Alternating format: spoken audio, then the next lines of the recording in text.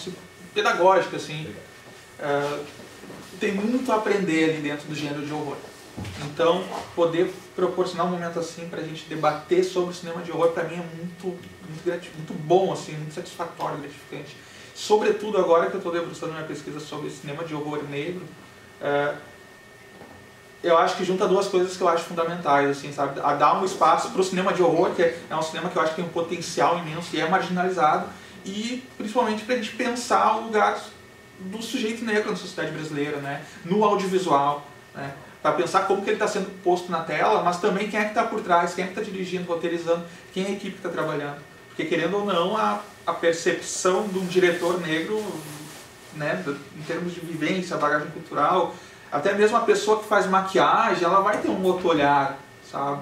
Considerando toda a sua bagagem. Então, essa proposta aqui, eu espero, depois eu vou incomodar o Diego, provavelmente a Ana e o David de novo, para a gente fazer outras, né, trazer outras produções, trazer outros debates. Então, assim, convidados. Eu só tenho a agradecer, né, a presença de todos, as perguntas, a participação, e muito obrigado.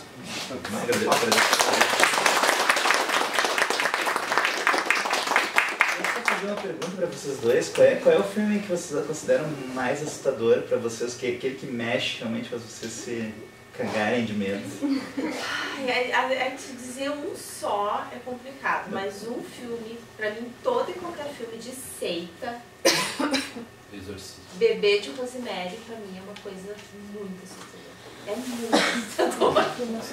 Eu, em termos assim, não digo de assustador, mas filmes que me perturbam. E A Noite dos Mortos-Vivos, porque é aquela coisa assim, ó, tu tá trancado num lugar e tem uma coisa vindo. E é um filme de horror mesmo. Nem lista, porque tu fica empolgado com depois ele morre. Mas, cara, eu tenho um certo desconforto total com esses filmes do leste europeu, assim.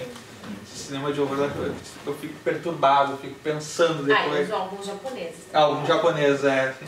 Mas, assim, eu vou ter medo, assim, tipo, é muito difícil, mas o desconforto, acho que é a palavra que muitos filmes do leste europeu, do cinema japonês, me causam, assim. E esses filmes, assim, também, que é um horror que não é sobrenatural, mas é do incômodo, tipo Dente Canino, do Yorgos Lanthimos, me dá uma coisa, assim. Cinema grego.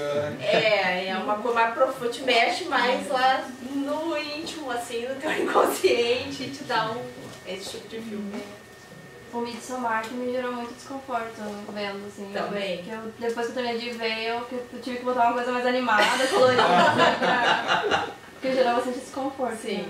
Né? Eu ainda acho Hereditário, mas todo filme tem demônio pra mim também, então. Principalmente aqueles que pega hoje, aqueles filmes que depois no final aparecem assim os relatos das pessoas. Aqueles filmes que há um teor ali baseado em faciais, ali, baseado em alguma coisa que saiba. No final, aquele curto, o cara estava morto. Eu não sei, eu só fiz. No espírito de Lynch, coisa. Porque daí o detetive de almas, né? Porque ele fala, a mulher pergunta, né, o que tá fazendo, né? Daí ele fala que eu tô buscando memórias, né, pegando memórias memórias de algo que não existe, assim. A mulher falou, né? Pessoal, ele existe ou não existe, né? Tipo, eu acho que é um filme bem interessante, bem aberto a interpretações, assim, de tu ficar pensando, peraí, o que o diretor fez aqui, o que ele propôs, eu acho bem interessante. Eu não sei, porque daí ficou essa dúvida, assim, sabe? Quando ele virou e falou pra ela... Aí tá o horror, porque o horror ele não tem que explicar tudo sempre. Eu acho que pode deixar dúvidas. Melhor que o filme de ação, que é, né, aquela coisa... Eu acho que o potencial do horror é justamente isso. Tipo, o filme não acabou ali. Ele continua depois com as perguntas, assim, dilemas, desconfortos que ele tiver. E a possibilidade de múltiplas leituras, né? Por exemplo, o Bebê de Rosemary, ela pode estar grávida do demônio ou ela pode estar só delirando e numa paranoia de depressão por causa da gravidez e a coisa que o marido tem uma carreira e ela vai ser só mãe, né? Mas ela vai ser mãe e o marido tá... Então tem múltiplas leituras ali. Isso que eu acho muito legal. Tem uma coisa que tu falou que agora eu fiz... Agora Fez sentido. Não, fez o gancho pra eu...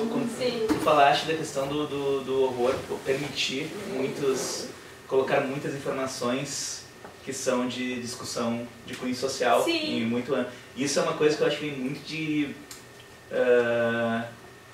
por muitas décadas, o horror foi uma forma de contrabando de informações. E a questão é que, usando uma imagem que é do elevador do Iluminado, onde os sangues... É que agora que tu pode colocar para frente o que era subtexto, rompe as barreiras, então tá vindo muito mais coisa. Sim. Tá vindo muito mais coisa, não é mais... Porque o subtexto está na frente, outros subtextos estão surgindo naturalmente e está dando uma potência para horror contemporâneo. Que naquela época tinha que ser mais... Porque naquela época tu já tinha o subtexto, então como é?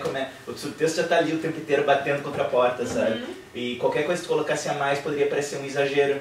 Agora não, agora tu pode... Os arroubos são muito maiores, Sim, as possibilidades são muito maiores e ainda não exploradas. E muitas questões assim, por exemplo, por que o Psicose é um filme que foi feito em preto e branco em 1960? Porque se ele fosse colorido, ele seria vetado. Sim. Então, Seria X. Pessoal, muito obrigado. Obrigada.